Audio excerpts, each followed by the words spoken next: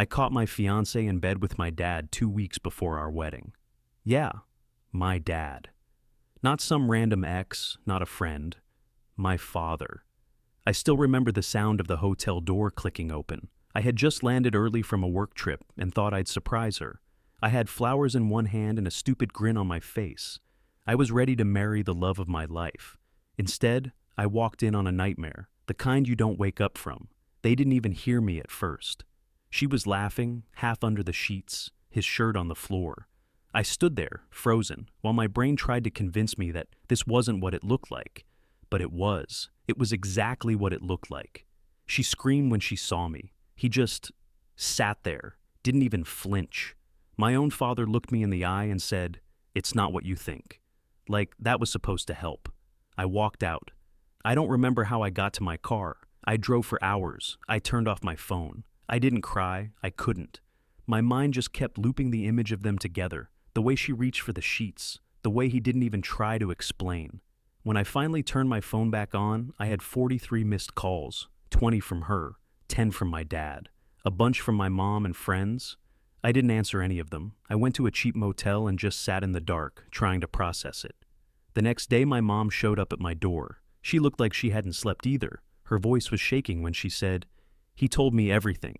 She didn't cry either. I think she was too angry for that. Turns out she'd had suspicions for a while, about both of them.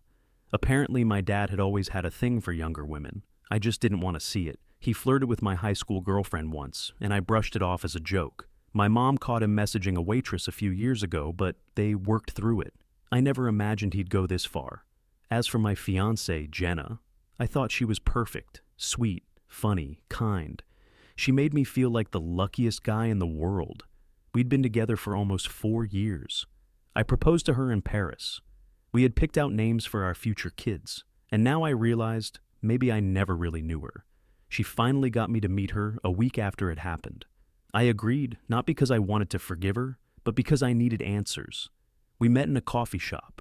She looked awful. No makeup, hair pulled back, eyes puffy like she'd been crying for days.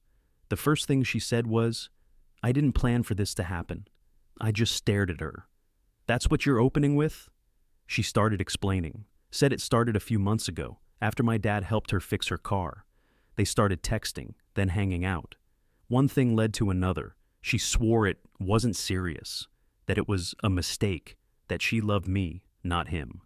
"You slept with my father," I said. "That's not a mistake. That's betrayal on a level I can't even comprehend." She started crying, begging, said she didn't want to lose me, that it was over, that she'd do anything to fix it.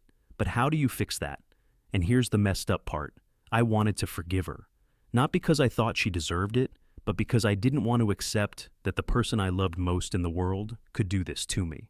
I wanted to believe she was still that person from Paris, from our late-night talks, from all our memories, but I knew I couldn't.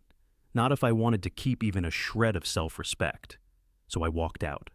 Again. My dad tried calling me a few more times.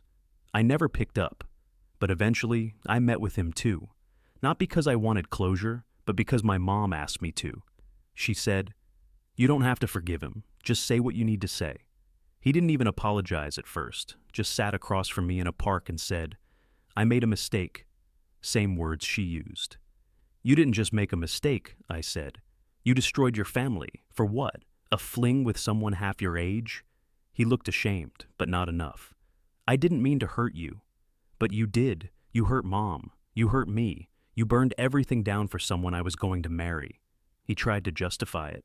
Said he was going through a midlife crisis, that he felt invisible, that Jenna made him feel wanted again. I almost laughed, like that excused anything.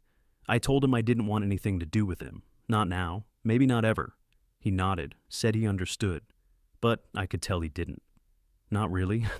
After that, I cut them both out. The wedding was canceled. I told everyone the truth. Some people were shocked. Others weren't. Turns out, a few friends had noticed something weird between Jenna and my dad. They just didn't want to say anything. It's been 4 months now. I moved to a new city, got a new job, started therapy. It's still hard. I still wake up some nights with that image in my head. Still wonder how I didn't see the signs. Still miss the version of her I thought was real. but I've learned something important. Sometimes the people you trust most can hurt you in ways strangers never could. And when they do, it's not your job to fix them. It's your job to save yourself. I'm not sure I believe in love the way I used to, but I believe in healing. I believe in starting over. And I believe that one day I'll look back on this not as the worst thing that ever happened to me, but as the beginning of something better. I thought cutting them out would be the hardest part, but honestly, the hardest part was learning to trust myself again.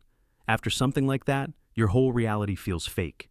Every memory gets tainted. Every laugh, every hug, every "I love you" starts to feel like a lie. I kept replaying moments in my head, wondering, was she already sleeping with him then? Was he looking at her that way while pretending to be proud of me? I started questioning everything, but therapy helped. Not in a magic fix kind of way, but slowly. My therapist told me something that stuck. What they did says everything about them and nothing about your worth. I've repeated that line to myself every day since. I've rebuilt my routine. Mornings at the gym, long walks without checking my phone. I even adopted a dog, a rescue mutt with one ear who follows me around like I'm his whole world. His name's Jax.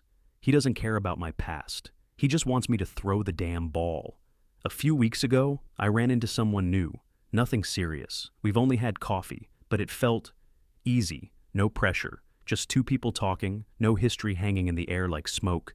I haven't told her the full story yet. Maybe I will, maybe I won't. But for the first time in months, I smiled without faking it.